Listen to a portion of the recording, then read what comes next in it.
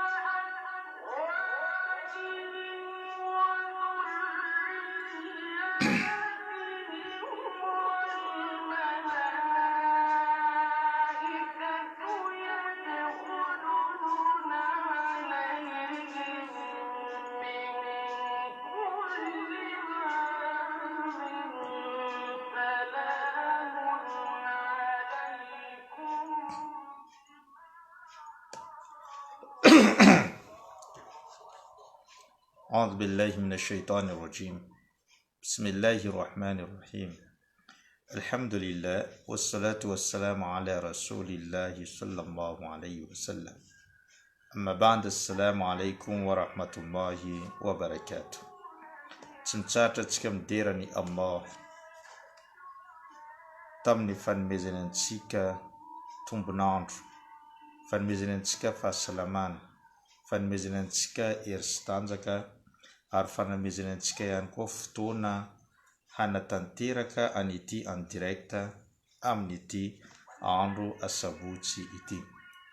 Dia fa tsodransy fandriampahalemana ho amin'ny mpaminantsika Muhammad sallallahu alaihi wasallam sy ireo fianakaviana akaiky ireo mpanardia azy ary izay rehetra nanaraka ny sorotarany mandra-pahatongavany andro fitsarana. Androany dia asabotsy izay resadresantsika an'ity boky ity. Boky izay mitondra ny lohateny Al-Aqaidul Islamiyya na ihany koa ireo fotom-pinoan'ny mpino Islamo. Fotom-pinoan'ny mpino Islamo. Zany hoe miankina amin'ity boky ity no mahampino Islamo anankiray. Raha mino anao ny zavatra rehetra voalaza ato amin'ity boky ity dia voalaza fa mpino Silamo tanteraka anao ary insha Allah noho ny finonao an'ireto zavatra rehetra izay voalaza azo ity no antony lehibe idiranao any amin'ny paradisa amin'ny andro farany. Averiko fandroany noho ny finoanao ny zavatra voarakitra ato anatin'ity boky ity no antony lehibe anankiray hidiranao any amin'ny paradisa ary zay no mahampino Islamo anao. Satria ny fidirana any amin'ny paradisa dia miatomboka amin'ny fananana fotom-pinoana marina ary fananana fotom-pinoana mendrika ary mino any Allah, tsy mampitambatra ny Allah amin'ny zavaboary, tsy mampitambatra ny Allah amin'ny fanompona zavatra hafa, fa izy rery no anokananao an'izany fanompona zany, izy reny ihany koa no angatanao famonjena ary izy rery ihany koa no angatanao ary izy rery ihany koa zafaty fa mbola tsy afaka tsara mikoaka ary izy rery ihany koa angatanao izay zavatra nirinao sy etaetam-ponao izany tompo Allah subhanahu wa ta'ala izany. Mialoha nanomboantsika amin'ny ity androany ity dia efa haintsika ny adidy miandry antsika. Ny adidy miandry antsika dia manao j'aime ny fandaharantsika zany manambara fa hoe tianao, mety aminao ity fandarana ity. Ny faharoa dia atao partage any amin'ny namanao rehetrarehetra amin'ny compte personnel, amin'ny groupe messenger misy anao, amin'ny groupe WhatsApp misy anao, any ataovo partage any. Satria raha ohatra ka nisy olona anankiray tamin'ny alalan'ny partage no ataonao no nahazo an'izany fahalalana momba ny Islam zany, momba ny fotom-pinoana indrindra indrindra, dia tadidio tsara ry mpino Islam fa anao antony anankiray napahitsy olo tamin'ny finoana diso izay mety narany dia mahazo valisoa lehibe anao amin'ny Allah. Ka azakivo ny manao partage amin'ny compte personnel-nao, amin'ny WhatsApp groupe misy anao any, amin'ny messenger sy ny sisa apartao fa ny famparitana fahalalana tahaka izao dia azahoana valisoa eo anatrehany Allah subhanahu wa ta'ala. Ny farany dia manao assalamu alaikum anao, zany hoe miarahaba izay rehetra tonga ato, satria ny fiarabana dia anisany mampiditra ny fitiavana eo amin'ny sampino Islam, atsika raha teo sampino Islamo ary samy malagasy dia manaova assalamu alaikum anao, fa zay no ampitombo ny finoana izay ao anatin'izany fontsika sy ny fankatiavana eo amin'ny pino islam. Nam hiditra avy hatrany antsika amin'ny lohahevitra androany. Lohahevitra efa noraisintsika tamin'ny heriny dia ny finoana anireo iraka sy ireo mpaminany izay nalefa tety ambony tany. Tamin'ny heriny antsika naka ny mampiavaka anireo iraka sy ny mpaminany, ary voalazantsika teto tamin'izay fotoana izay fa ny mpaminany dia voateny fotsiny izy mpaminany fa tsy voadidy hanaparitaka na hampita an'izany afatra izay azon'izany any amin'ny vahoaka hafa.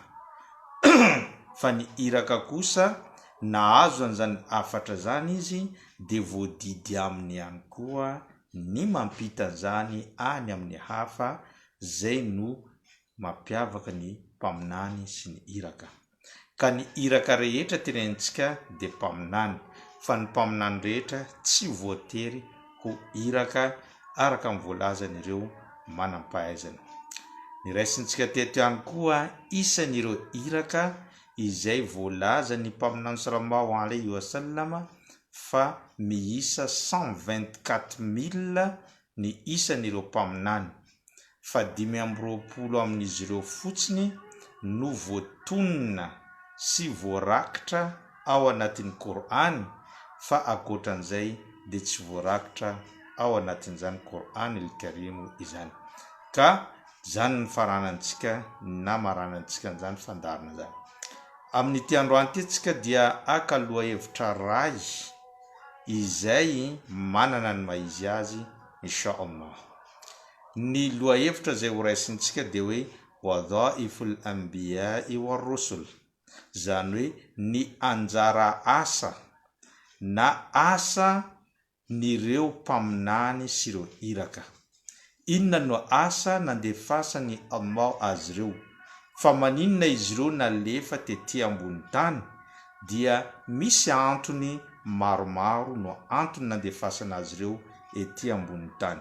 Midika izany fa wadhaiful anbiya'i war rusul, zany hoe ireo anjara asa na andraikitry n'ireo mpaminany sy iraka zay tonga tety ambony tany no horaisintsika amin'ity androany ity. Ny wadhaiful rusul, teboka voalohany, ny asan'ireo mpaminany na ireo iraka, teboka voalohany dia tabligh din, zany hoe mampita an'ilay finoana marina ary manitsy ilay finoana diso izay arahan'ireo olona ireo. Zay no andraikitra voalohany ary horisadresantsika izany andraikitra voalohany zany. Zany hoe tabligh din, mampita ny finoana izay nalefa ny Allah amin'izy ireo. Allah subhanahu wa ta'ala mandefa iraka anankiray rehefa manomboka very lalana ny olona izay ety ambony tany. Zany hoe rehefa manomboka miala amin'ny sordalana napetraky n'ilay mpaminany teo aloha na ilay iraka teo aloha ny vahoaka, dia mandefa mpaminany hafa izy na mandefa iraka hafa izy hamerina ny reto olona izay manomboka very lalana reto any amin'inona, any amin'ny origine ny fanompoana na any amin'ny loharanony izany finoana zany. Ohatra horaisintsika amin'izany, tamin'ny vanim-potoana ny mpaminany Nuh alayhi salam, izy no iraka voalohany araka ny voalazantsika tamin'ny lasa, satria izy no voalohany olona voadidy handeha ampita an'izany finoana zany amin'ireo vahoaka izay nisy azy. Fa ireo mpaminany teo alohany dia mpaminany fotsiny izy ireo fa tsy iraka. Noho izany tsy voadidy tamin'ireo mpaminany teo alohany ny ampita ny finoana izay noentiny, tahaka ny Idrisa alayhi salam, Shis ibn Adam, ireo mpaminany teo alohany, fa tsy voadidy tamin'ireo olona reo ny ampita an'izany. Fa rehefa taty afara tonga tamin'ny vanim-potoana ny mpaminany Nuh alayhi salam, nanomboka nanompo sampy ny olona zay le antony tenentsika teo hoe Allah subhanahu wa ta'ala mandefa mpaminany ety ambony tany rehefa manomboka very lalana na mivily amin'ny sordalina zay napetran'ilay mpaminany teo alohany ireo olona de mandefa iraka izy mba hamerina ny olona amin'ny tena izy ary hamerina ny olona amin'ny finoana tena izy.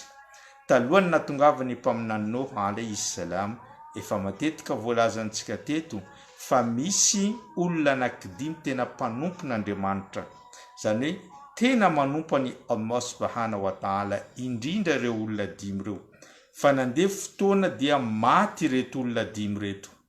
Rehefa maty reto olona dimy reto dia tonga shaitany alayhi lana satria nalahelo de nalahelo tokoa ireo olona tamin'izay fotoana zay tamin'ny fahalasany reto olona manana ny maizy azy anankidimy ireto.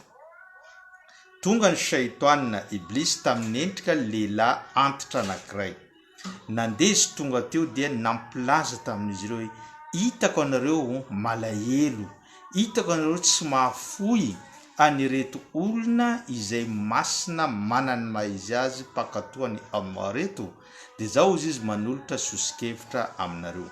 Ny sosikevitra ataoko de manamboara tsangam-bato anankidimy ray isaky ny reto olona reto, tsangam-bato anankidimy atsangana ho fahatsiarovana anireto olona reto, de avelantsika izy ireo eto ivelan'ny moské. Rehefa tsika avy manao sola any amin'ny moské de mivoaka eo atokotany mandeha mangataka doa ho an'ny reto olona reto ary mahatsiaro ny asa soa zay nataony. Noekeny vahoaka tamin'izay fotoana zay izany sosikevitra nampitay ny iblis alayhi lana izany. Nandeha fotoana 100 taona taty aorina dia naty ireny olona zay nomeny sosikevitra reny. De tonga indray 100 taona taty aorina niteny tamin'ny génération manaraka teo hoe o ry vahoaka, anareo ve tsy mba malahelo, tsy mba enjeny eritreritra ireto olona masina anankidimy reto ane olona tena nanompany Allah e, ka maninona tsangam-baton'izy reto avelinareo eto atokotany, maninona tsy apidirina any anatin'ny moské, avelinareo eto atokotany izy, mandalo ny rivotra mamely azy, mandalo ny vovoka mamely azy, mandalo ny masoandro mamely azy, mandalo ny orana mamely azy, sy mba ohatrany hoe tsisy hasiny reto olona reto, ka tsaratsara ampidirina any amin'ny moské sady hitantsika mivantana izy rehefa tsika manompany Allah. Naneky ny génération nampidirina tany anatin'ny moské. Maty reto génération le nitenena reto 100 taona taty afara, de lasa indray iblis tonga tamin'ny endrika lehilahy anankiray de niteny izy hoe ireto olona manoloana antsika ireto, tsangam-bato lehibe reto olona masina, ary ankehitriny izy ireo fa lasa fanahy fa tsy vatana intsony. Midika izany fa manakaiky ny Allah izy ireo, ka maninona moa rehefa tsika hivavaka, rehefa tsika nao sola dia ampitondrantsika ny fanahin'izy reto mandeha any amin'ny Allah. Amin'izay fotoana zay azo antoka kokoa ny fandraisany Allah ny fanompoantsika. Nanaiky ny génération teo reny dia nanomboka teo zany fa tsy nanompany Allah mivantana ireo vahoaka ireo, fa nandeha par intermédiaire ny reto sampy na sarivongana na tsangam-bato anankidimy reto. Rehefa maty reto génération reto, tonga indray iblis tamin'ny génération manaraka de niteny maninona nareo mandreratena hatondra ny fivavahana, ireto mihitsy efa Andriamanitra, ireto mihitsy efa tompo satria izy reto olona masina, matoa izy reto nataony razambenareo tsangam-bato masina manana ny maizy azy, ka rehefa nompo atsika tonga de tompoy io tsangam-bato fa hanavitra nareo io. Nanomboka teo ny vahoaka nanompo sampy, ary zay voarakitra ny fanompo-tsampy voalohany teto ambony tany dia ny fanompo-tsampy natao tamin'io tsangam-bato ireo zany. Rehefa hitany Allah amizay fa very reto zanak'olombelona reto, nanompo sampy izy ireo, niala tamin'ny maha fanompona mahazanahary ny zanahary, de teo Allah nandefa ny mpaminany Noa alayhi salam iraka voalohany tonga teto ambony tany hanarina ny olona tao anatin'izany fanompoan-tsampy izany. Zany hoe hanala ny olona ao anatin'ny fanompoan-tsampy, hamerina indray ny olona any amin'ny fanompona ny tompo Allah subhanahu wa ta'ala. Ary zay ny mission principale nataony mpaminany Nuh alayhi salamu tamin'izany fotoana zany, handeha nala ny olona amin'ny fanompoan-tsampy, hamerina azy ireo any amin'ny fanompona ny Allah. Zay le tenenitsika hoe ny asa voalohan'ireo mpaminany tonga teto ambony tany iraka dia ny fampitana ny finoana ary ny famerenana ny finoana ny Allah raha ohatra ka sendra very lalana ireo olona ireo. Tahakan'izany ihany koa nahazo tamin'ny vanim-potoana ny mpaminany sallallahu alayhi wa sallam, efa vahoaka iray manontolo manompo sarivongana ary ny tanàna iray manontolo manompo sarivongana, ary tao anatin'ny kamba zay hitantsika ankehitriny io dia nametrahana sarivongana mandeha 360 enimpolo sy telonjato sampy, ary isaky ny foko arabo anankiray dia nametraka sampy tao ho fanomezam-boninahitra n'izany kamba tamin'izany fotoana zany. Ary izy ireo manompo an'io sampy io no ianteheran'izy ireo, io no anaovan'izy ireo sorona, io no anaovan'izy ireo fanatitra, io no anaovan'izy ireo voady, io no tompoin'izy ireo. Ary isaky ny tranon'ireo foko arabo tamin'izay fotoana zay tsy maintsy misy sampy tsy kelikely ao anatiny. Isaky ny chambre misy sampiny, isaky ny efitrano misy sampy izay petraka ao. Zay no nataon'ireo vahoaka arabo tamin'izay fotoana zay. Efa hitany Allah very tanteraka izy ireo dia teo Allah nandefa ny mpaminany Muhammadun sallallahu alayhi wa sallam tonga hamerina sy hanafitra azy ireo hiala amin'ny fanompoan-tsampy, hiverina amin'ny Allah subhanahu wa ta'ala. Haintsika jiaby tantara tamin'izany zavatra izany, satria mpaminany sallallahu alayhi wa sallam rehefa tonga tamin'ny faminaniana dia nanomboka niantso ny olona izy mangingina, miafina izy miantso ny olona mba hanaraka ny finoana Islam. Tonga taty afara teneniny Allah subhanahu wa ta'ala nilatsaka nandia teny masina amin'ny teny manao hoe wa andhir ashirataka al-aqrabin. Ory Muhammad, ampitandremo ampitao amin'ireo avanao akaiky ilay afatra masina avy tamin'ny Allah subhanahu wa ta'ala. Dia nanomboka teo mpaminany Muhammadun sallallahu alayhi wa sallam nampita ny hafatra masina tamin'ireo avany, ka nanao invitation tamin'ireo havany izy tamin'izay fotoana zay ny papany, dadatoany rehetrarehetra, ireo tontony rehetrarehetra, ireo zamany rehetrarehetra, ireo angovaviny, ireo tantinany, ireo havany iray manontolo dia niinvite ny mpaminany sallallahu alayhi wa sallam handeha ampitany zany hafatra avy amin'ny Allah subhanahu wa ta'ala izany izy tamin'ny fotoana io. Tonga ny fotoana namboarina ny sakafo, vonina ny sakafo, dia ny sakafo izy ireo.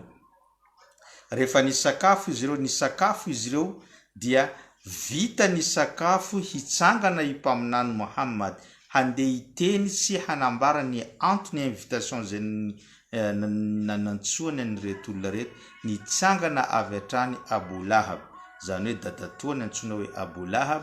Tonga dia nitsangana izy, nanao fisaorana, nisaotra amin'ny mpaminany, nisaotranao tamin'ny invitation tsara, mahafinaritra, vokisaoma tsara zay, ka mangatadalana zay lasa ireny olona reny tamin'izay fotoana zay. Tsy voapita ny mpaminany tamin'ny fotoana io ny afatra tiany ampitaina zay avy amin'ny Allah hoe wa andhir ashirataka al-aqrabin, ary ampitandremo ampitao amin'ireo havanao akaiky ilay afatra masina avy amin'ny Allah. Dia teo mpaminany rehefa tsy voapitany izany, dia teo mpaminany sallallahu alayhi wa sallam nanomana invitation hafa indray, zany hoe andro manaraka, volana manaraka, dia niinvite ireny olona reny indray izy hoe mitongavanareo fa zao dia hanasanareo amin'ny sakafo. Rehefa tonga reto olona reto tao amin'ny tranony mpaminany, dia talohan'ny sakafo dia nitsangana impaminany sallallahu alayhi wa sallam satria tsy tiany vohatra n'le teo dia nitsangana avy hatrany izy dia niteny izy manao hoe ory havako zao izy izy raha ohatra ka handainga amin'olona hafa fa nareo havako kosa tsy possible zao handainga aminareo ka niteniko aminareo izao dia nisafidiny Allah ho mpaminany eto ambony tany ary zao mpaminany farany tonga eto ambony tany ary zao mitondra vaovao mafaly ho an'ireo olona izay mino ary mitondra fampitandremana ho an'ireo olona izay tsy mino sy ireo mikomy izany faminaniana izany ka teo izy niteny dia niteny izy tamin'ny Fatima ory Fatima miasanao minoany Allah fa zao dia tsy afaka hanavitra anao amin'ny andro farany raha tsy ny asanao ihany no hanavitra anao nitodika izy tamin'ny Ali ibn Abi Talib ory Ali satria cousin Ali no nitezainy ihany koa tao an-trano ory Ali anao miasa niteny izy tamin'ireo havany dia teo izy nanontany izy aminareo izy no hanaiky hamaly an'izany antso izay atao zany mba ho fidiranareo sy mifanaranareo ny finoana Islam nangina avy ireo havany ary Abu Lahab tonga dia nitsangana fahavalony izany mpaminany izany tsy nanaiky ny tontony zany hoe ny zamany tsy nanaiky Abu Lahab ny faminaniana izay noentiny mpaminany sallallahu alayhi wa sallam ary nanenjika azy hatramin'ny farany izany lehilahy zamany zany na tontony izany rehefa nanontany izy tsy nisy namaly nanangatanana Ali ibn Abi Talib radiyallahu anhu dia niteny izy zao ry Muhammad no hanaraka ny finoana izay noentinao dia Ali ibn Abi Talib nanao annonce officielle tamin'izay fotoana zay tao an-trano ny mpaminany Muhammad sallallahu alayhi wa sallam vita ny fampitana ny hafatra satria tadidio tsara fa Allah subhanahu wa ta'ala miteny manao hoe wa ma ala rasul illa al-balaghul mubin ireo mpaminany ireo iraka tsy misy asa izay ataon'izy ireo afa-tsy mampita ilay afatra makany amin'ny olona izany hoe ireo mpaminany ireo mampita fotsiny no asan'izy ireo tsy takiny amin'izy ireo resultat tsy takiny amin'izy ireo ny valiny izany asa izay nataony zany fa mampita ihany no asan'ireo mpaminany mino anao arahaba soa arahaba tsara tsy mino anao no matiantoka amin'ny tsy finoanao amin'izay fotoana zay vita iny zavatra nataony mpaminany sallallahu alayhi wa sallam nanao annonce izy tao a Makka fa hoe amin'ny andro tahaka zao dia ampivory ny vahoakany Makka mba eritrereto zany hoe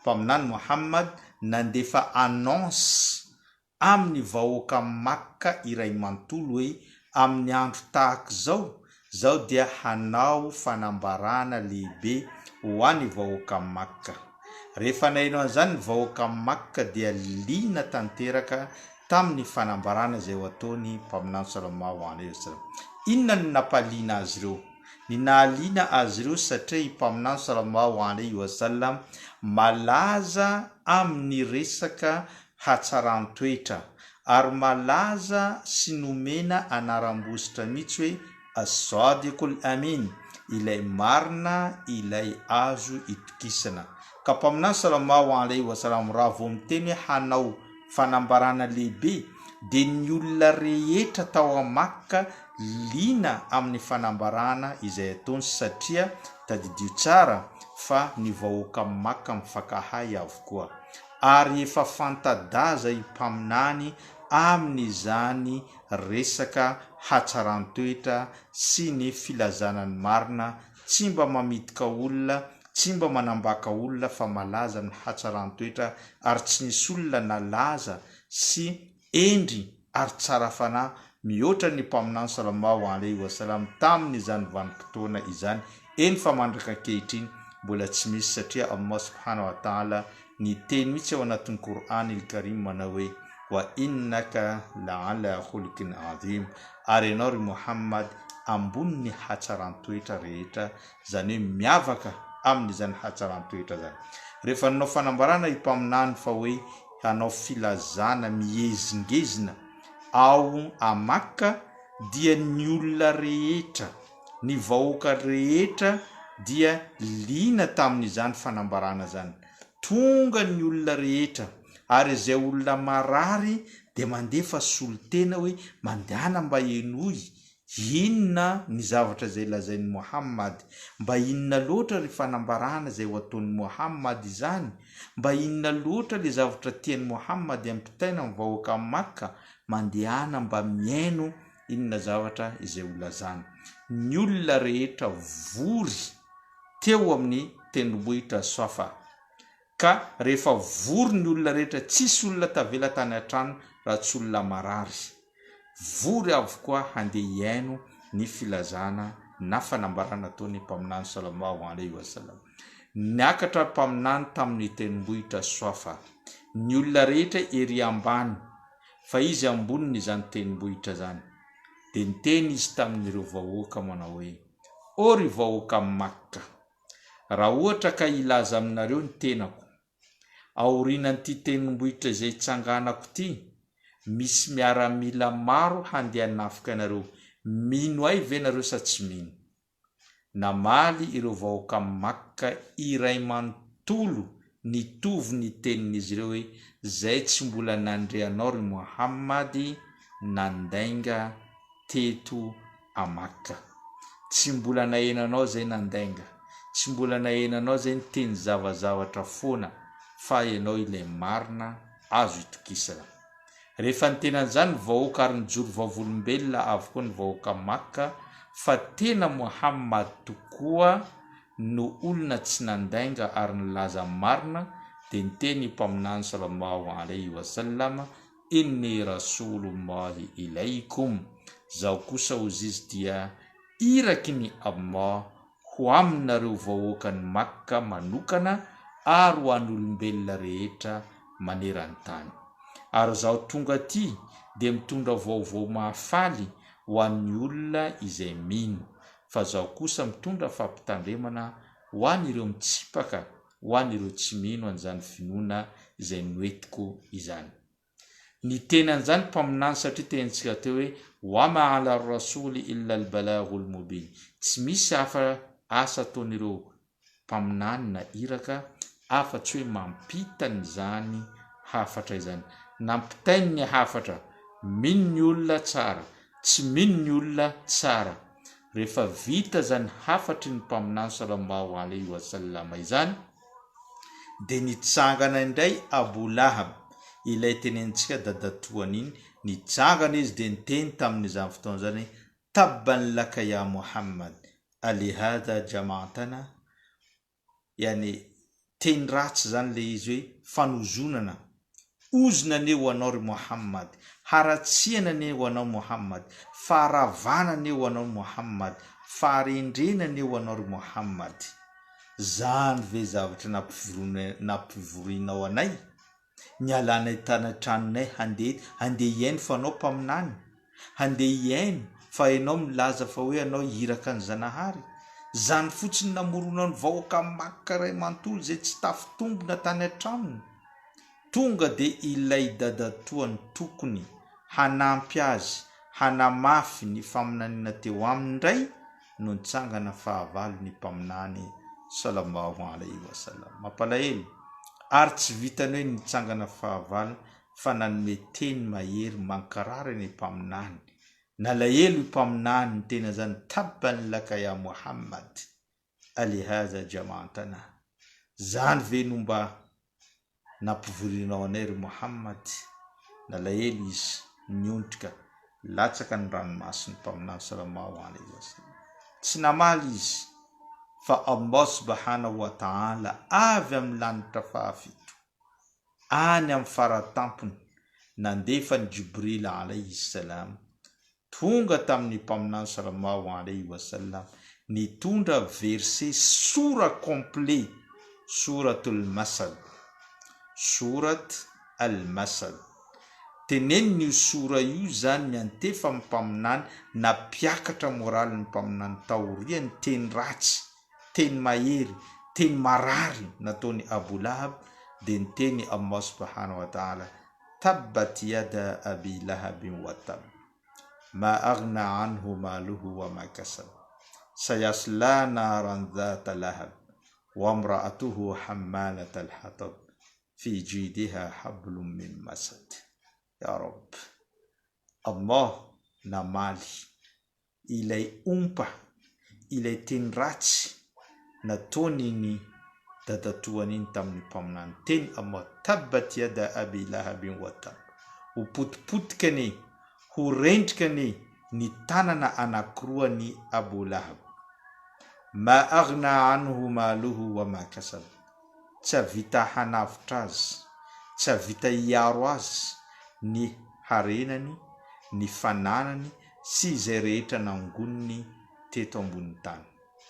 Sayasla naran dhata lahab, ary io Abu Lahab io dia mbola ho sasana ho faizina ho ampijaliana ao anatin'ny afo miredareta izay manana lelafo miredareta. Wa imra'atuhu hammalat al-hatab, tsy izy rery ihany fa hatramin'ny vadiny izay mitondra kitay mampijaly ny mpaminany, satria ny vadiny antsoina hoe Ummu Jamil dia isaky ny maraina mitondra kitay misy tsilo ataony amin'ny lalana izay fandehanany mpaminany mandeha mamonjy sola fajr eny amin'ny Kaaba, dia apetrahany io tsilo.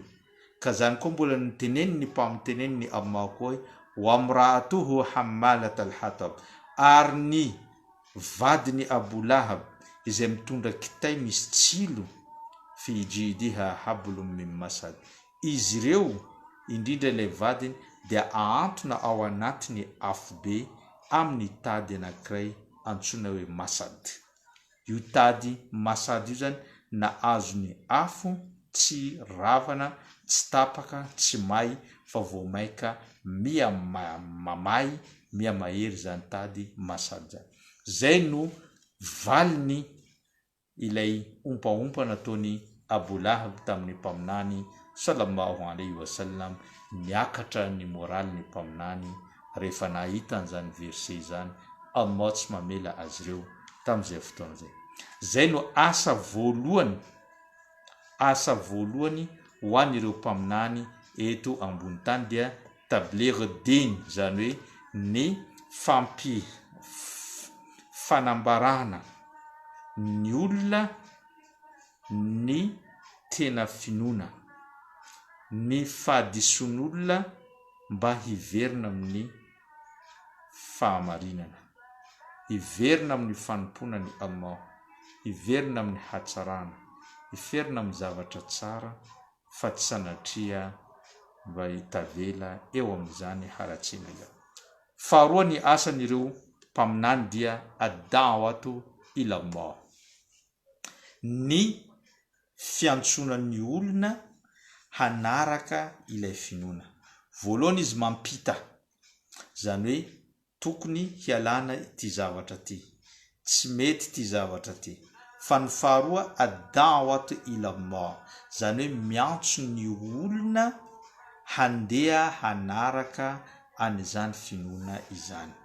Tsy vitany foana hoe mampita fa miantso ny olona, manampitambo ny olona, ary tsy vitany hoe manampitambo ny olona ihany koa fa manao fihetsika mateo ty, fihetsika mahafinaritra, teny masha Allah no avoaka ny mpaminany ireo na reo iraka reo amin'ireo olona izay antsony. Allah subhanahu wa ta'ala raha teo efa niteny amin'ny mpaminany manao hoe ud'u ila sabili rabbika bil hikmati wal maw'idati al hasana, antsoy ny olona makany amin'ny lalan'ny Allah, makany amin'ny lalan'ny Allah, makany amin'ny lalan'ny tomponao, bil hikma, ampahendrena, wal maw'idati al hasana, ary teny na fananarana tsara. Izany teny zany dia miantefa tamin'ny mpaminany Muhammad sallallahu alaihi wasallam. Ary zany teny zany ihany koa miantefa amin'ny olona rehetra izay manao asa ny mpaminany sallallahu alaihi wasallam, ireo ostazy, ireo mpampianatra, ireo imamo, ireo mpanao khutba, niza izay misehatra amin'ny asa fiantsonan'ny olona na amin'ny dawa, de tokony ahay mampitany zany afatra ny Allah subhanahu wa ta'ala zany any amin'ny olona zay miaino azy amin'ny fahendrena sy amin'ny fananarana tsara ihany koa. Mampalahelo ankehitriny, maro amin'ireo olona izay milaza ny tena fa mpiantso na mpanao dawa, ny zavatra tena mampalahelo amin'izy ireo, ny teny mivoaka amin'ny vavan'izy ireo dia mavesatra, tsy zakan'le olona izay antsony, tsy zakan'le olona izay ampitanany zany afatra izany. Miteny mavesatra hanika au lieu de miantso ny olona, mahazo ny olona hanaraka azy amin'ny finoana islam, lasa mampandositra ny olona ndray ny zavatra izay ataony sasany ao. Zany hoe mampalahelo izany. Daotsika araka amin'ny tantara anankiray. Ndray andro ny mpivarotra tantely nanontany mpivarotra vinaigre. Zany hoe ity mpivarotra tantely ity dia niaraka mivarotra teo akaiky ny mpivarotra vinaigre. De rehefa nivarotra tantely izy tsy mahalafo, fa ilay mpivarotra vinaigre mahalafo. De gaga izy nanontany, maninona ozy ianao? Mivarotra zao izy mivarotra tantely, tsy mety mahalafo nefa ny tantely mamy. Fa ianao mivarotra vinaigre kosa mahalafo betsaka nefa ny vinaigre manaikitra.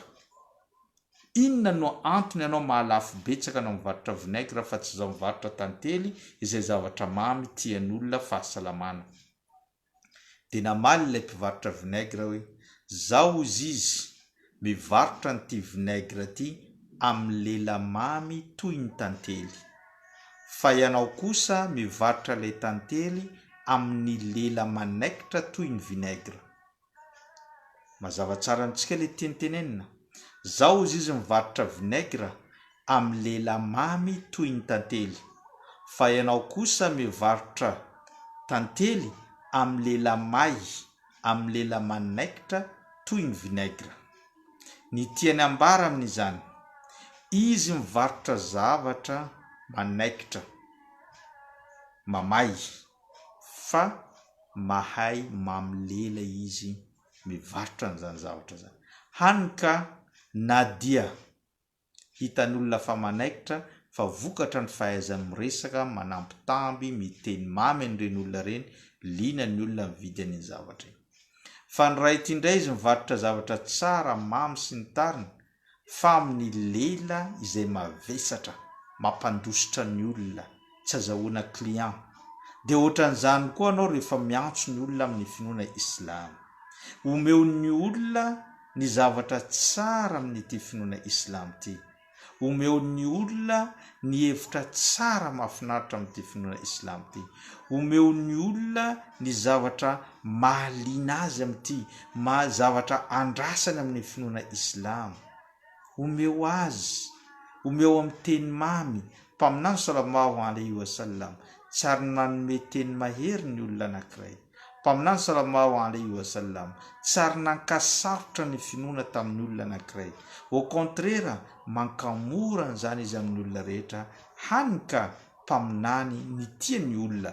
Omeko ohatra anankiray ianareo. Indray andro mpaminany sallallahu alaihi wasallam tao anatin'ny moské izy. Rehefa tao anatin'ny moské izy miaraka amin'ireo sahaba maro samihafa, de nisy lehilahy anankiray avy ambanivohitra tonga namany tao anatin'ny moské. Eno tsara, olona avy any ambanivohitra niditra amin'ny moské, nandeha namany tamin'ny sisiny na tamin'ny zorony zany moské zany. Tezitra sahaba jiaby, indrindra Omar ibn Khattab naka ny epiainy. De nenina Omar mpaminany, ameo permission zao hanapaka lohan'ity olona anankiray izay mivaza olo anatin'ny moské dia manihana dia niteneny ny mpaminany sallallahu alayhi wa sallam ya Omar da'o avelahu izy vita ny amaniny zany lehilahy zany dia niteneny ny mpaminany tamin'ireny sahaba hoe andana alainareo rano tondrahanareo io moské io na io zoro moské izay namanihany ty lehilahy ty fa zany no fanadiovana an'izany loto na pipi zany. Rehefa nataony sahaba reny zany vita dia nantsoa ny mpaminany ilay lehilahy avy anao izy mipetraha eto nomeny voninahitra nomeny haja izany lehilahy zany mipetraka izany lehilahy zany.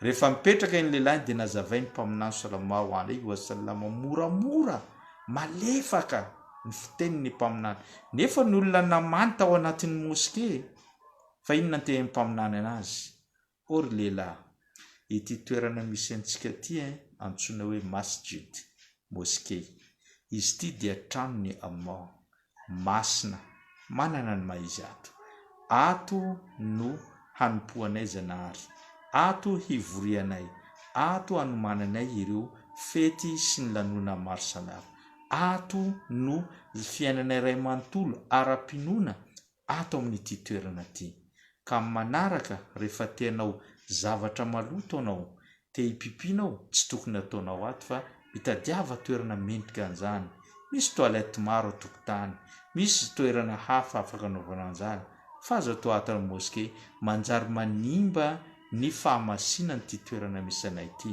manjary matezitra ny olona manodidina anao raha zany no ataonao.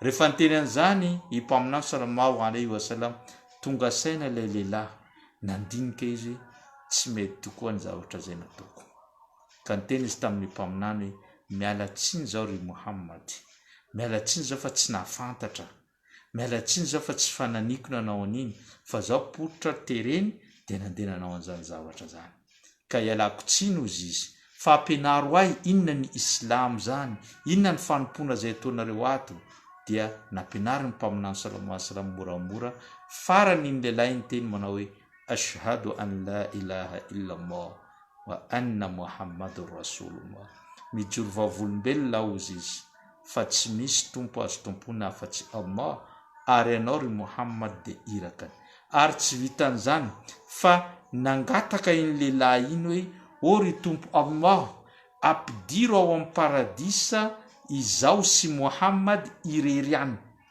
aza sina olona hafa-tsony miditra amin'ny paradisa fa zay roa fotsiny satria nahoana satria iny lehilahy iny nahita le fihetsiky nireo sahaba sasany saika mono azy dia lasa nankahala nireny olona reny dia nangataka do azy zay sy Muhammad fotsiny no ampidiro amin'ny paradisa dia mbola nahitsy ny mpaminany amin'ny pahendrena ihany koa izay rahalahy anao zao efa islam ny zavatra tokony ataonao mamela ny fihetsika zay nataon'ireny olona reny tahaka izy ireo namelanao anao koa mila mamela azy ary rehefa mangataka doa aza tia tena fa mangata doanao ho anao ho an'ny mpaminaninao ho an'ny havanao ho an'ny reto rahalanao reto teo izany lehilahy zany niova ihany koa izy nangataka doany jiaby ho an'ireo mpino islam jereo amin'izay zany fihetsika ny mpaminany zany toetra ny mpaminany malefaka rehefa miantso ny olona amin'ny finoana islam fa tsy sanatria vava ratsy no entiny miantso ny olona na amin'ny teny mavesatra na ihany koa rehefa mampita fahalalana izy amin'olona karazana manompanompa na miteny zavatra mahery misy ampahany amin'ireo olona mpanao dawa zatra manao an'izay tsy zany ny finoana islam mpaminany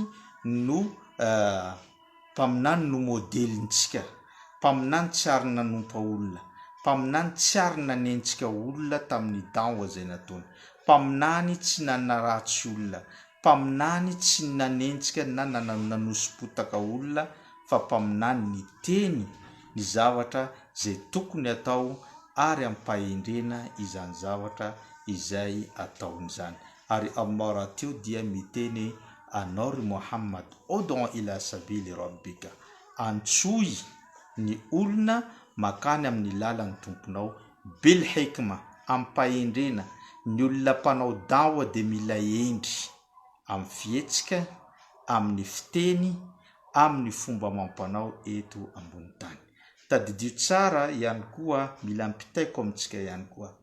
Mpaminany Mosa alayhi salam, rehefa izy ny rahany Allah handeha hiresaka amin'ny Firaona, handeha haka n'ireo zanak'Israely zay nandeha vozony nandritra ny 700 taona mahery. Inona ny teneniny Allah tamin'ny mpaminany Mosa? Faqula lahu qawlan layyin. Teneno amin'ny Firaona ry Mosa sy Harona qawlan layyin, teny malefaka, teny feny fangorana, teny feny fitiavana, teneno amin'izany Firaona zany.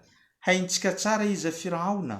Firaona alayhi lana ilay miantso hoe izy Zanahary, namon'olona efa firy, nampijaly ireo zanak'Israely, nanao zavatra izay tsy eritreretin'ny olona mihitsy. Izy ny olona ratsy indrindra teto ambony tany, araka ny voalazan'ny finoana Islam, tsisy olona ratsiratsy ny Firaona teto ambony tany. Fa rehefa Allah nandidy amin'ny mpaminany Mosa sy Harona, mandehana nareo mandeha amin'izany olona zany, teneny teny malefaka, teny mamy, teny tsara.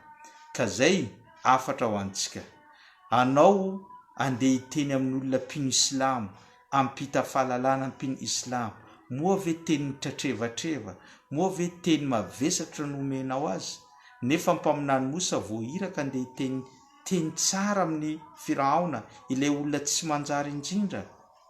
Ka indrindra fa olo-mpino Islam hafa, omeo teny malefaka, omeo teny tsara izy, tahaka ny nataony mpaminany Muhammad, tahaka ny nataony mpaminany Mosa, satria ireo olona resanao ireo tsy ratsy mihoatra ny Firaona.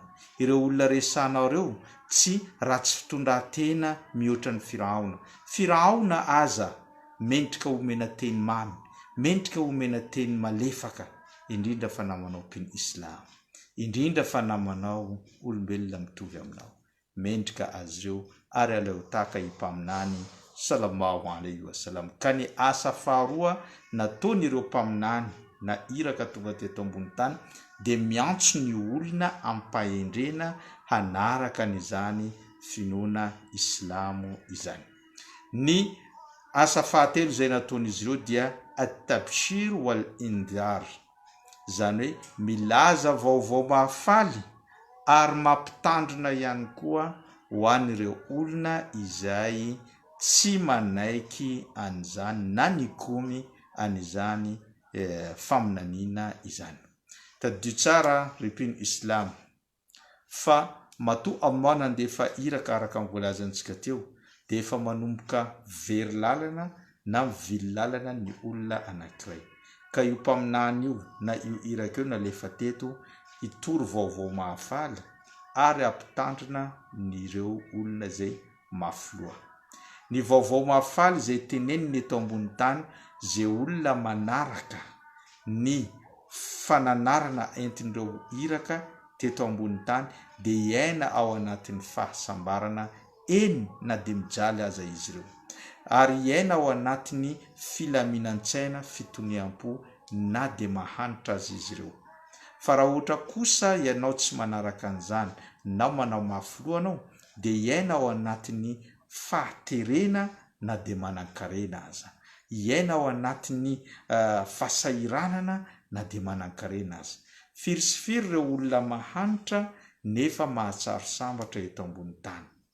Mahazo izy zavatra kely, vary kapoaka ray amin'ny maraina, kapoaka ray amin'ny atoandro, kapoaka ray amin'ny hariva, zay sakafony. Fa alhamdulillah izy faly, hitanao izy miramirana amin'ny fiainana eto ambony tany. Firy ireo manan-karena, amin'ny farany izy ireo mamono tena, manao suicide na mamono tena. Firy voatselantsika na eno vaovao tsy tadidiko izy tsy haiko, ministra russe voanesorina tamin'ny fitondrana izy tonga dia nanao suicide, namono tenany. Zany hoe na dia manan-karena aza, fa firy ny olona mamono tena, firy ny olona mitsambikina avy amin'ny 10e étage mamony tena nefa vola miliara amin'ny banky. Firy ny olona izay manan-karena fa mamony tena amin'ny suicide, tsy mahatsiaro sambatra, tsy miaina ao anatin'ny filaminan-tsaina sy fitoniam-po satria inona? Tsy ampy finoana izy ireo. Ny finoana mampilamin-tsaina, ny finoana mampilamina ny fanahy, ny finoana mahatony ny fo. Na dia misakafo kely ianao fa efa avy nanao soalanao, eritrerety tsara moa ny olona anankiray nandeha izy nanao soalato la insha, nanao soalazy manomboka fajr zohr asr maghrib insha, avy nanao soala insha izy mipetraka ao an-tranony izy mihinana dia sosoa miaraka amin'ny kitoza kely hohaniny. Vita zay voky izy manao alhamdulillah, andeha tory zao fa mbola hivavaka raha mipitsy maraina. Matory izy ampilaminana tsy zavatra eritrerety. Zay dia olona manam-pinoana zay. Zany hoe ny olona tenentsika teo at-tabshir wal indar, ny fampitandremana sy filazana vaovao mafaly no asa fahatelo ataondreo iraka eto ambony tany. Ka ny olona izay mino efa mahazo vaovao mahafaly sy aina ampilaminana eto ambony tany na dia mahanitra aza. Fa ny olona tsy mino na tsy ampy finoana kosa dia hita fahaterena, fasairanana na dia manan-karena aza eto ambony tany. Zay no antony tompo Allah subhanahu wa ta'ala nandefa nireo iraka. Ary any ankoatra kosa efa fantantsika fa ny vaovao mahafaly any ankoatra dia ny amorainy Allah subhanahu wa ta'ala ny fitsarana azy. Avovaly ireo fanontaniana maro samihafa petraka ny Allah ary tsy jaly izy amin'izany any faran'izany, ary fiafarany dia ao amin'ny paradisa ary ahita mivantana ny tavany Allah subhanahu wa ta'ala amin'izay fotoana zay. Fa ireo olona mpikomy kosa tsy niny tety ambony tany dia afo be miredareda no miandry azy ireo tahaka ny Abu Lahaby, Firaona, Abu Jahly, reny rehetrarehetra reny dia ao anatiny afo be miredareda no miandry azy ireo amin'izay fotoana izay. Zay no anisany asa izay nataon'ireo mpaminany tety ambony tany ihany koa. Ny asa manaraka nampendreketiny Allah subhanahu wa ta'ala anireo iraka tety ambony tany dia taqwimul afkar al munharifa wal aqaid al batila, miady na mandrava ireo foto-kevitra diso sy miopefy ary ireo fotom-pinoana diso.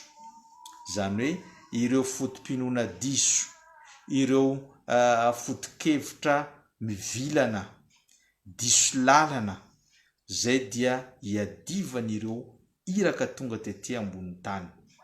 Ohatra tamin'izany tany aloha tany, ny fotom-pinoan'ireo olona ireo mino fa ireo vato zay amboarin'izy ireo amin'ny tanana mahavita manavitra azy ireo ary manome anjara-pahasoavana, manome anjara-masoandro, manasitrana ary manome fahasoavana maro tsy tambosaina eo aminao. Izany fotom-pinoana zany na ny foto-kevitra zany na zany fiheverana zany dia diso tanteraka izay mifanohitra amin'ny voajanahary ary mifanohitra ihany koa amin'ny saina mandinika ary mifanohitra amin'ny finoana izany zavatra zany. Ka inona zavatra zay nataon'ireo mpaminany?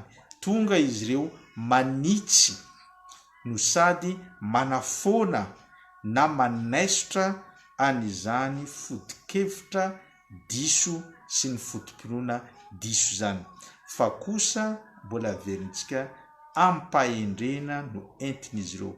Mpaminany mbola tsy ary nanompa ny olona, mpaminany mbola tsy ary niditra amin'ny herisetra amin'ny zavatra zay nataony.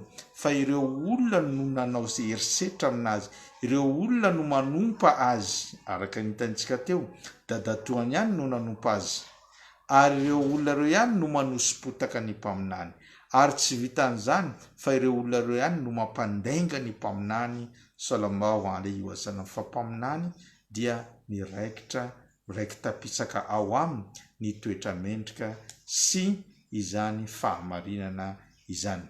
Ary farany dia iqamatul hujja, zany hoe mpaminany sallallahu alayhi wa sallam na ireo iraka nalefa tetỳ ambony tany dia ho pirofo mivaingana izay tsy afaka ialan'ny olona any amin'ny andro farany, satria rehefa tonga ny andro farany dia mety teny ny olona anankiray hoe zao ne tsy nahafantatra hoe tokony hanompo any Allah, zao ne tsy mahafantatra tokony hamoaka zaka, zao ne tsy nahafantatra tokony hife Ramadan, zao ne tsy nahafantatra tokony hanao hajj, zao ne tsy nahafantatra tokony hamoaka swadaka, zao ne tsy nahafantatra. Misy excuse anao amin'ny andro farany, ka mba hialana amin'ny excuse zay zany no nandefasany Allah any ireo mpaminany sy iraka hanitsy anao, ary tsy ho excuse-nao intsony fa ho lasa excuse handenteana anao amin'ny andro farany ny fandefasany iraka raha tsy nanaraka azy anao. Ohatra fotsiny hoe anareo ao anatin'ny salle de classe ray de mandefa iraka le mpampianatra, ohatra hoe somary tara izy na ihany koa mety tsy tonga izy de miteny manova revision anareo fa afaka herinandro na afaka 2 herinandro hanao examen tsika. Nandefa iraka izy, tsy nino anareo niniraka iny, tsy nino anareo ny olona zay nirahan'iny mpampianatra iny, rehefa tonga 2 herinandro amizay hanao examen, anao hoe teny zay tsy naheno, efa nandefa iraka izy niteny taminareo hoe manomana anareo, efa nandefa iraka izy niteny taminareo hoe manova revision nareo fa après 2 semaines ho avy ny examen. Ka rehefa tonga ny examen tsy omena tsinitsony satria efa nandefa iraka izy ary efa naheno ny rehetra fa asakasaka an'izay nino sy asakasaka an'izay nanaraka sy izay tsy nanaraka. Ny nanaraka mo nanao revision dia avitra soamantsara ny réussir amin'ireo examen, fa ny olona tsy nanaraka mo na tsy nino an'izay iraka nalefa mpampianatra zay dia mety tsy tafavoaka amin'ny examen na mety ihany koa échec no azy. Ohatran'izany ihany koa amin'ny andro farany, ny fandefasany Allah iraka dia mampitandrina anao, mampilaza anao mialoha ny zavatra zay handalo any amin'ny andro farany. Mpaminany Muhammad sallallahu alayhi wa sallam efa maro ireo zavatra zay nilazainy, efa nanome sopapa i mpaminany sallallahu alayhi wa sallam, efa nilaza taminao fa io fasana io dia misy fampijaliana ao anatiny, io fasana io no andro voalohany na ihany koa io no toeram-ponenina voalohany amin'ny andro farany. Efa nanazava taminao izany rehetrarehetra zany. Amin'ny andro farany io dia tsy andro moramora, io andro farany io milatsaka 1 mètre eo amin'ny lohanao ny masoandro, ny olona ivezivezy, ny olona angataka asa soa anankiray, ny olona ohatra zao. Efa nilazainy mpaminany sallallahu alayhi wa sallam izany rehetrarehetra zany, asakasaka nanao mino sy asakasaka nanao tsy mino. Raha mino anao insha Allah tsika jiaby zay mino dia tsy ho very lalana any ankoatra, ary tsy vitany hoe tsy very lalana fa azo valisoa any amin'ny Allah. Fa anao kosa tsisy excuse hoe za tsy nahay, tsisy excuse anao hoe za tsy naheno. Ohatra fotsiny, rehefa tonga ny andro farany misy olona miteny zany tsy nahafantatra fa islamo manao an'izao manao an'izao. Efa maro publication to eto, hitanao vakinao fa anao tsy mivaky loha, dia tsisy excuse tsony zany devant ny Allah subhanahu wa ta'ala. Zay no antony nandefasany Allah an'ireo iraka hoe iqamatul hujja, mba anesorana na ihany koa mba tsy amarina excuse-nao devant ny Allah amin'ny andro farany. Zay no antony ihany koa nandefasana an'izany iraka tetỳ ambony tany. Ka ho antsika mpino islam, atsika mpino islam mino ny ireo iraka, atsika mpino islam, ary tsy mpino islam ny mpino islam anankiray raha tsy mino anireo iraka nanomboka tamin'ny Adam alayhi salam, Idrisa alayhi salam, Nuh alayhi salam, Ibrahim, Lut, Shuaib, Zakaria, Yahya sy ireo iraka mpaminany rehetrarehetra. La nufarriqu baina ahadin minhum, atsika tsy manavaka na diray amin'izy ireo, fa inoantsika avokoa ireo mpaminany ireo zay tonga teto ambony tany dia mpaminany nomena an'izany asa na omena an'izany anjara asa izay mampatsiahy ny olona, mitondra ny olona ary manala ny olona ao anatin'ny haizina makany amin'ny fahazavana izany finoana izany. Ka alhamdulillah tsika nataony Allah mpino islam. Alhamdulillah misaorany Allah anao, nataony Allah mpino islam, nataony ao anatin'ny finoana manaraka ny voajanahary, ao anatin'ny finoana manetry tena, ao anatin'ny finoana ekensaina, ao anatin'ny finoana izay mahafinaritra izay mifanaraka amin'ny toeam-piainanao eto ambony tany. Ny finoana islam dia rindran-damina, izany hoe mode de vie eto ambony tany, izany finoana islam. Manova alhamdulillah, manova alhamdulillah, manova alhamdulillah. Izany fahasoavana lehibe indrindra teto ambony tany, tsy nisy fahasoavana lehibe mihoatra ny fahazoanao ny finoana islam. Mba fantatrao ve fa maro an'ireo mpaminany tany aloha naniry fatratra ny havan'izy ireo akaiky mba ho hiditra ao anatin'izany finoana islam zany, saingy Allah tsy nanaiky an'izany. Mpaminany Nuh alayhi salam naniry fatratra ny zanany Lamatoa mba hanaraka ny finoana islam. Niantso izy, o ry zanako, midirana ao anatin'izany sambo izany, midirana ao anatin'ny sambo rehefa tonga ny safodrano, satria zanany lahy io tsy nanaiky, tsy nino ny finoana izay noentiny mpaminany Nuh. Rehefa manomboka tonga ny safodrano, nampidiry ny mpaminany Nuh tao anatin'izany botry izany na izany sambo izany ny zava-mananaina rehetra tsy roaroa. Nampidiriny tao ireo mpino rehetra mandeha 320 tamin'izay fotoana izay. Nanomboka ny latsaka ny orana, ny bohibohika rano avy ato ambany tany. Efa nanomboka ny safodrano, mandalo izy teo anilan'ny zanany dia niteneny manao hoe ya bunayya arkam ma'ana, o ry zanako, miakarana ao anatin'ny sambo mba hiaraka aminay. Naniry izy ny zanany mba hanaraka ny finoana islam. Inona teniny zanany? Qala sa'awi ila jabalin ya'simuni min Allah. Teneny ny zanany, papa, zao izy andeha hiakatra eny amin'ny tendrombohitra iny, eny zao tsy azony zany rano izany. Nivadika teo izy dia wahala bainahuma al-mawj fa kana min al-mukrakin. Nahodina ny onja indray mandeha dia izany zanany zany maty teo ambany masony mpaminany Nuh, maty kafir, tsy mpino islam, tsy nanaiky ny zavatra izay nataony tomany mpaminany Nuh. Nalahelo niteny tamin'ny Allah, Rabbi tub Allah innabni min ahli, zanako dia anisan'ny fianakaviako, ka mangataka aminao omeo famelan-keloka izy.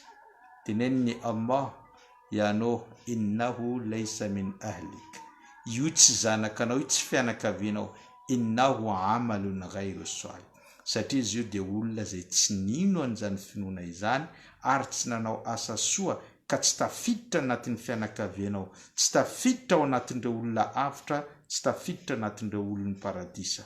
Zanaka Lamatoa ny mpaminany Nuh alayhi salam, naniry fatratra izy fa tsy azon'izany. Mpaminany Lot, vady andefy mandriny, dia tsy mpino islam. Vady andefy mandriny izay miaraka matory amin'ny andro aman'alina trano ray aminy ao, tsy mpino islam. Au contraire zany vehivavy tsy manjary zany, inona zavatra izay ataony? Niantso an'ireo olona vahoakan'ny Sodoma sy Gomora, haintsika tsara tantara, satria rehefa nalefany Allah ireo anjely amin'ny endrika lehilahy handeha hamotika ny tanànan'ny Sodoma sy Gomora amin'ny endrika lehilahy bogosy, dia hivady mpaminany Loto mihitsy no nivoaka any an-tokotany miantso ny lehilahy rehetra hoe ao aminay ao misy lehilahy bogosy, ay ianareo. Nivorian'olona, niodidin'ireo lehilahy tanàna anankiray tranony mpaminany Loto alayhi salam. Vaika asa loha izy, inona natao? Saingy reto anjely reto niteny manao, ya Loto, anao za mavozo, tsy havita hikasika anay reo, zay iraka ny Allah dia motika nyty tanàna ty. Fa asri bi ahlika, ary tenen'ireo anjely reo, omano ny fianakavianao omano ireo mpino islam miala amin'ity tanàna ity mialohan'ny fajr mialohan'ny subh mialohan'ny sola fajr innama waindahum subh alaysa subh bikarim ny rendez-vous ifanomezana amin'ny fanampotenan'ity tanàna ity dia ny maraina ary efa akaiky zany maraina zay ka miangano ireo mpaminany loto miala amin'ity tanàna ity miala mpaminany loto ny vadiny tavela tao ary tratra ny fanasaziana tamin'izay zay le tenentsika misorany Allah anao tao anatin'ny finoana islam fa ireo mpaminany ireo dia niezaka mafy izy ireo ny havan'izy ireo mba ho ao anatin'izany finoana zany saingy tsy noekeny Allah mpaminany Ibrahima alayhi salam tahaka an'izany ihany koa ny papany dia mpivarotra sampy mpanamboatra ilay sarivongana mivarotra azy eny an-tsena ny antso mpaminany Ibrahim papa manarana finoana islam za nahazo fahalalana amin'ity finoana ity zay tsy tonga taminao papa manaovan'izao tsy nety zany papan'izany ary nyroany Ibrahim miala hito akaikiko raha tsy zany anao ahazo ny fahatezerako miala mpaminany Ibrahim maty izany papany mpaminany Ibrahim zany maty tao anatin'ny fanompoan-tsampy tahaka izany ihany koa mpaminany Muhammad sallallahu alaihi wasallam dadatoany antsoina hoe Abu Talib niaro azy nanomboka tamin'ny faminaniana tonga teo aminy niaro azy andro aman'alina na tonga ireo vahoaka Makka tsy nasankitika ny mpaminany Muhammad sallallahu alaihi wasallam dia noho ny fiarovany Abu Talib an'izany fa rehefa tonga ny fotoana ahafatany Abu Talib dia tonga impaminany sallallahu alaihi wasallam tato amin'ny adroaty ny teny manao hoe ori dadatoa mitenenana hoe la ilaha illa Allah Muhammadur Rasulullah zany teny zany afahako miaro anao eo anatreny Allah amin'ny andro farany eto amin'ny ilany Abu Jahl Abu Sufyan ary ireo olo Makka reo ny teny manao ory Abu Talib avelanao ve ny finoan'ny razambenao izay nitezainanao hatramin'ny fahakelinao avelanao noho nyty zazakely ity niasa aloha Abu Talib farany izy ny teny manao ala millati Abdul Muttalib zao izy dia maka ny finoan'ny babako Abdul Muttalib maty tao anatiny tsy finoana tao anatin'ny fanompoan-tsampy Abu Talib nitomany mpaminany sallallahu alaihi wasallam nitomany nalahelo tamin'izay fotoana zay dia nalefa ny Allah subhanahu wa ta'ala ilay verset miteny manao hoe innaka la tahdi man ahbabta walakinna Allah yahdi man yasha ianao ry Muhammad tsy misafidy zay olona tianao ahitsy fa Allah no manitsy zay tiany ahitsy mazava zany verset ny tompo Allah subhanahu wa ta'ala zany tsy anao ry Muhammad no manitsy zay olona tianao ahitsy fa Allah no manitsy izay tiany ahitsy izany verset zany miantefa amintsika ihany koa tsy zao no nisafidiny tenako ahitsy androany nanaraka ny finoana marina islam ary tsy anao ihany koa no nisafidy anaraka an'izany finoana izany fa izany dia safidy avy amin'ny Allah hoe ranona voatsoratra tao ny anarantsika hoe ranona manaraka ny finoana islam maty ao anatin'ny finoana islam ary avitra amin'ny andro farany safidy avy amin'ny Allah ka raha ohatra androany ianao tafiditra ao anatin'ny safidy ny Allah hoy olona manaraka ny finoana islam dia mifalianao ary mankasitrahany Allah fa izany dia fahasoavana lehibe indrindra tamin'ny fiainanao izany ary raha ohatra ka konvertianao dia tadidio fa tamin'ny andro na konvertianao no andro lehibe indrindra eo amin'ny fiainanao satria io andro no nahitanao fahamarinana io no andro nisokafany fahazavana teo aminao ary io no andro zay namafany Allah subhanahu wa ta'ala ny fahotanao tamin'izay fotoana izay tantara anankiray Amr ibn al-As lehilahy anankiray tonga teo anatrehany mpaminany tamin'ny taona fahafito ny fifindramonina. Tonga izy teo anatrehany mpaminany sallallahu alaihi wasallam, teny izy manao ory Muhammad, zao izy dia manaiky hiditra ao anatin'ny Islam. Dia niteneny ny mpaminany sallallahu alaihi wasallam, atsoro tananao mba ho raisiko atsika ifandray ifanaiky fa manaraka amin'ny finoana Islam anao. Dia tsy nentina tsotra ny Amr ibn al-As ny tanany. Dia niteny mpaminany, ory Amr, fa maninona ianao? Inona problème tsy anatsoranao, tsy anomezanao tananao? Dia niteneny ny Amr, walakin ashtaritu ala shay'in, zao izy dia manome fepetra anankiray ry Muhammad afako miditra ao anatin'ny Islam. Dia niteneny mpaminany hoe inona ny fepetra tianao tenenina? Dia niteneny hoe an yaghfira Allah kullu dhunubi, condition apetrako izy mba hamafany Allah ny fahotana jiaby, fahotana rehetra izay vitako teto ambony tany. Ny tsiky mpaminany sallallahu alaihi wasallam ary niteny manao hoe ala ta'lam ya Amr, moa ve tsy fantatrao ry Amr, anna al-Islam yahdimu ma qablahu, moa ve tsy fantatrao ry Amr fa ny fidiranao anatin'ny finoana Islam mamafa ny fahotana rehetra izay vitanao teo aloha. Fahotana rehetra tsy misy ankanavaka na inona fahotana vitanao talohan'ny nidiranao tao anatin'ny finoana Islam dia voafafa izany tamin'ny andro nidiranao ny Islam. Ka mifalianao mankasitrany Allah fa ny andro nidiranao Islam no andro tsara indrindra aminao, nanomboka ny nahaterany reninao anao.